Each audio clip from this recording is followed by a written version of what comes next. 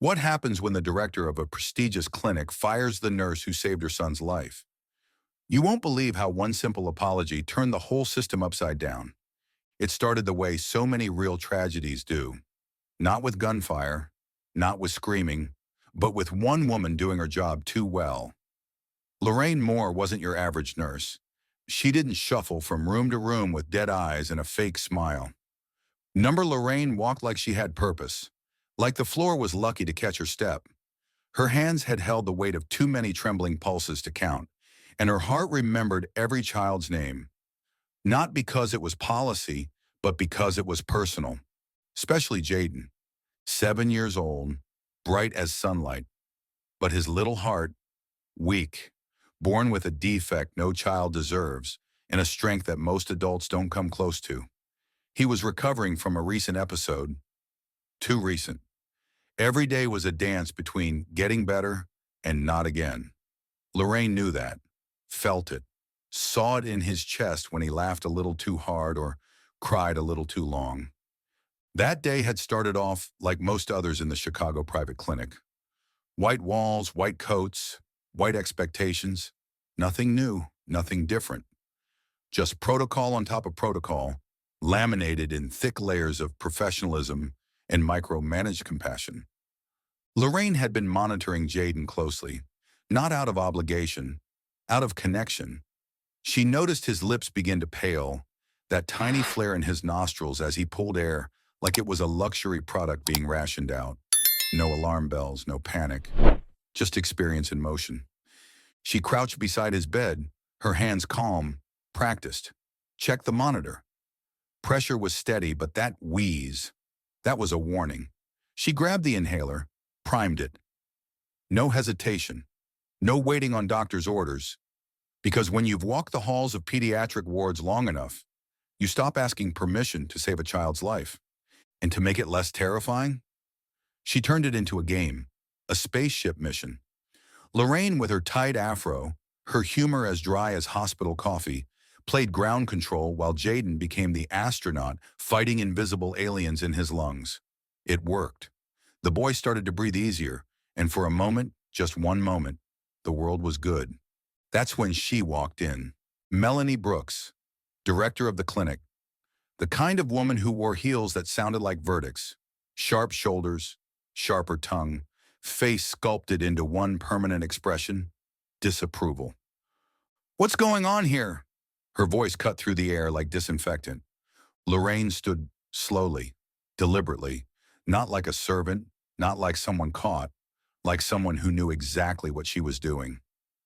Jaden started struggling with his breathing, she said, her voice steady. "I administered his inhaler. He was frightened, so I—" "You decided," Melanie interrupted. She said it like the word offended her personally. "You made a medical decision without clearance. And what is this? A performance?" "It wasn't a performance," Lorraine replied. Her voice softened. "It was a respiratory event. He needed immediate care." By now, the hallway had frozen. Doctors, techs, janitorial staff. No one moved. No one even blinked. They'd seen this before. Not this exact moment, but this pattern. This wasn't a reprimand. It was an execution. Public and cold. "Remove your badge," Melanie said. "You're terminated, effective immediately." Lorraine didn't flinch. She removed her coat with grace, folded it neatly. This wasn't about shame. This was about dignity, the kind they can't take from you, no matter how high they sit. She turned to Jaden, who by now was gripping his blanket with white knuckles, his little chest still moving too fast. "You're strong, baby," she whispered. "You got this. We're still a team." And she walked out, not rushed, not broken, just silent, while the corridor stood still, watching one of their own get dismissed, not for failure, but for having the nerve to care too much. And in places like that, the ones with power and polish, it's always safer to be cold than compassionate. That night, the house was too quiet. Melanie sat in her designer chair in her designer kitchen with her designer regrets, though she hadn't named them as such yet. Jaden was in his room, quiet but awake, clutching the now useless inhaler like a soldier holding an unloaded rifle. Her laptop was open, but she wasn't reading anything. The screen just glowed pointlessly while her mind replayed the scene. She didn't feel regret. No, that would imply self-awareness. What she felt was more complicated, a fracture in control, an unease that couldn't be swept under a policy document. And then from the shadows of that silence came a voice. Did you fire Lorraine? It wasn't loud, wasn't angry. It was soft, almost unsure, but it landed like a hammer. She looked up. Jaden stood in the doorway, small, pajama-clad, vulnerable. I did, she said. She overstepped. It had to be done. She helped me, he whispered. With her, it wasn't scary. Melanie opened her mouth, but nothing came out. The words she always had, polished, logical, ironclad, had abandoned her. Son, you don't understand. No, Mom, he said, and this time his voice was stronger. You don't. And just like that, it cracked. Her armor, not from shame, from his eyes. The disappointment in a child's gaze is a weight no parent can carry for long. The next morning, the clinic didn't hum with its usual buzz. It held a tension, a stiffness, a silent rebellion. Melanie noticed it in the eyes that turned too quickly away, in the clipped greetings, in the staff who pretended to check charts just to avoid her. Then came Dr. Hansen, chief surgeon, silver hair, world-weary eyes, and no patience for theatrics. Mel, he said, skipping titles and pleasantries. We lost the best pediatric respiratory nurse in the region. You realize that, right? She broke protocol, she answered by rote. She saved your son's breath, he snapped. Not protocol, not with a manual, with instinct. And she did it while you were busy chasing order. Then he walked off. Just like that. They didn't say it to her face, but she heard them. Can you believe she fired Lorraine? Someone whispered in the elevator. She's lucky that kid's still breathing. Melanie didn't respond, didn't blink. But inside something shifted. Not because she felt publicly embarrassed, but because in a rare flash of clarity, she understood. It wasn't just about Lorraine. It was about how easy it had been to punish her for being good at her job, for being visible, for being black and competent in a system that prefers quiet compliance in brown skin. That night, Jaden had another episode. Panic doesn't care about credentials. Her hands shook. Her mind scrambled. The inhaler failed. The backup was missing. She ran through protocols, but none of them told her what to do when her own child looked at her like she was a stranger in a white coat. And in that moment, she understood something with stunning clarity. Without Lorraine, they wouldn't make it. Not just through the night, through anything. What happened next changed everything. And trust me, you don't want to miss how this unfolds. The alarm clock never rang, not because it was broken, but because even it knew better than to interrupt the silence that settled over that room like a verdict.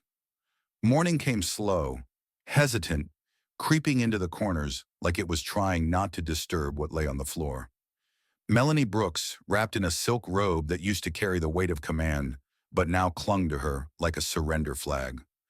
She was kneeling beside her son's bed, her hand resting lightly on his chest, counting each shallow breath like they were borrowed. Jaden wasn't crying. He didn't whimper or complain. He just stared up at the ceiling, eyes wide and still, the way someone looks when they are not sure if the next breath is coming or not. And in that awful, unbearable silence, Melanie finally saw it. Not the sickness, not the symptom, but the fear. The kind of fear that doesn't scream, but settles deep into the bones. Jaden wasn't reaching for her. He wasn't calling out for help. He was waiting. For Lorraine. For the woman who used to sit by his side and make spaceships out of panic attacks. But Lorraine wasn't there. Because Melanie had done what she always did. What she was trained to do. She followed procedure. She enforced discipline. She maintained control. And in doing so, she shattered trust. She lunged toward the medicine cabinet, fingers clumsy and frantic, knocking aside boxes and bottles with shaking hands. The inhaler, empty. The backup? Gone. Where had Lorraine kept it? She didn't know. She'd never paid attention to those details. That was Lorraine's territory. Lorraine, who knew which syrup masked the bitterness of crushed tablets. Lorraine, who adjusted doses without asking. Lorraine, who saw Jaden not as a chart or a case file, but as a boy. And Melanie? She was a doctor, a brilliant one, a decorated one. But in that moment, none of it mattered, because she was not enough. Not for her son, not without Lorraine. "Breathe, baby. Just breathe," she whispered, trying to coax life into his tiny lungs with nothing more than her trembling voice. Her hands hovered uselessly, her voice cracked into a stranger's tone, and when the walls of professionalism collapsed, all that was left was a terrified mother who had forgotten how to save her own child. She called 911, and though she spoke quickly, calmly, by habit, she knew help wouldn't come fast enough to erase this moment. Because children don't remember medical textbooks. They remember how fear feels inside their own bodies. When the EMTs arrived, one of them, a young black man with fast hands and sharp eyes, stepped into the room and took one look at Jaden. Without asking, he knelt down, checked his oxygen, fitted the mask. Then his eyes met Melanie's. "You the mom?" "Yes," she breathed. "I'm a doctor. I'm the director of—" "Let's skip the titles." He cut her off, not unkindly but firmly. "Your son is in respiratory distress. Inhalers expired. Where's his regular care nurse?" Her mouth opened, closed, and for the first time in her career, maybe her life, Melanie Brooks had no answer that made sense. "She was Lorraine Moore. She was with us." He paused only briefly. "Lorraine? The one from West Side? She trained my whole class during pediatric emergency rotations. Taught us how to deal with post-surgery kids without scaring them half to death." He turned back to Jaden, adjusting the flow. "You know what she used to say? Doesn't matter who the parent is. What matters is whether the kid can breathe." Melanie looked away.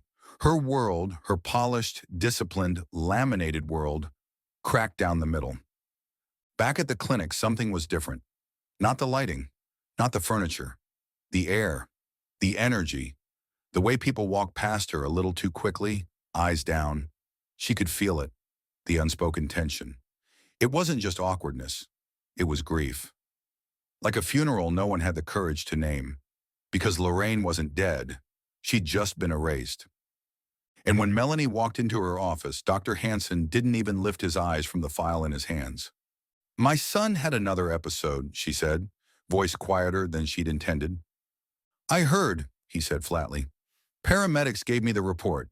Said your kid's lucky. They almost had to intubate." She stood there silent. "And if it weren't for a pediatrician from county stepping in," he continued, "they would have kept him overnight.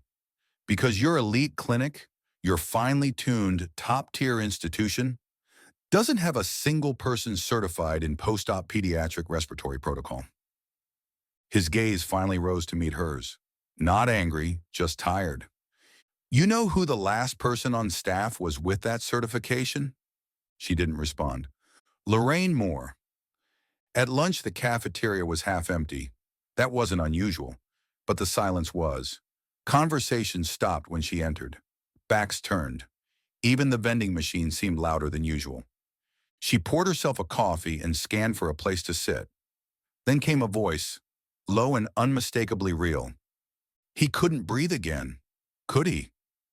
Melanie turned. It was Sarah, the veteran administrator with no patience for niceties and no filter between her thoughts and her mouth. "Your boy," Sarah said, standing slowly. "That's what this is about, isn't it?"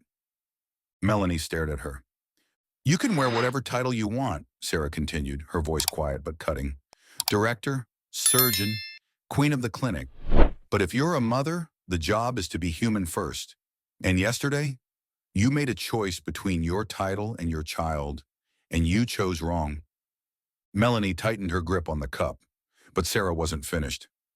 "Don't flatter yourself thinking people are scared to speak up. They're tired, that's all. Tired of fighting systems that chew up good people. But Lorraine, she wasn't just good, she was necessary. and you threw her out like she was nothing. Except she wasn't nothing. She was the one person your son trusted, and you let him down. And with that, Sarah walked away. Melanie didn't argue. She couldn't, because every word rang true, and worse, it echoed what her son had said the night before. Later that evening, Jaden stirred, not panicked, not gasping, but awake, watching the shadows on the ceiling. "Mom?" She sat up immediately. "Yes, baby? I want her to come back." "Who, sweetheart?" "Lorraine. I'm only brave when she's here." Melanie didn't answer. She sat beside him, pulled him into her arms, and held him close. His words weren't angry. They weren't manipulative. They were just true. And they broke something inside her that had stayed whole for too long. The next morning, she didn't put on her usual face. No mascara, no pressed blouse, no shield of poise and status. She got in her car, heart pounding, and drove not toward the clinic, but toward the Bronx. The kind of place her colleagues pretended didn't exist. She parked on a cracked street lined with stoops and window units, found the building, climbed the stairs that creaked like a conscience, and knocked. Lorraine opened the door slowly. Her expression didn't change when she saw Melanie. She didn't smile, didn't scowl, just waited. "Why are you here?" she asked. Melanie swallowed. "I don't have the right words," she said. I need to apologize and ask you to come back. Not as an employee, not even as a nurse, as the one person who can help my son, because I failed him, and you didn't." For the first time in years, Melanie felt small, and it was exactly what she needed to feel. This is the turning point, the moment everything you've waited for begins. Lorraine Moore didn't speak right away. She didn't need to. Sometimes silence does more than words, especially when it hangs heavy enough to make your skin crawl. And Melanie Brooks? She stood in that silence like someone waiting for judgment, her lips pressed into a line so tight it looked like it hurt. 5 seconds. 10. Lorraine leaned against the doorframe of her modest kitchen, still in her home t-shirt, robe folded neatly over her arm. The queen of calm, the woman they'd humiliated yesterday in front of the entire wing, now stood there unbothered, like dignity itself had made her coffee that morning. She wasn't angry. She was calculating, and the power of that was more piercing than any shouting could have been. "So," Lorraine finally said, her voice like steel wrapped in velvet, "you come here to say what? I was wrong?" Melanie nodded. Not quickly, not convincingly, but with that slow, sobering nod that only grown women know how to give, the kind that doesn't ask for forgiveness, just acknowledges the truth. "I made a mistake," Melanie said, voice cracking for the first time in years. "A big one.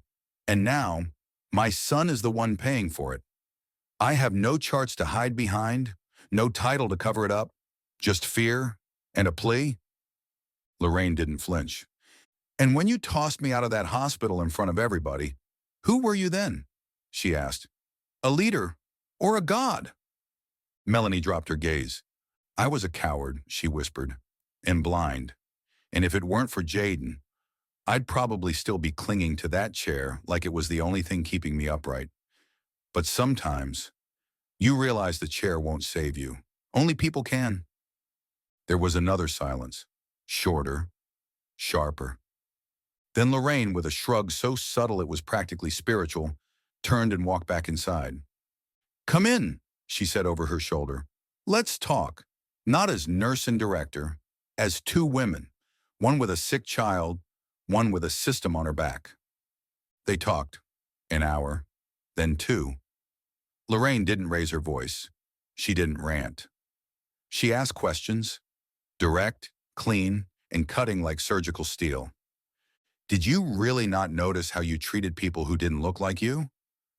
Why didn't you speak up when the others joked about my accent, my skin, my attitude? Did you honestly think I was just a nurse?" And Melanie answered, not with excuses, not with prepackaged PR lines.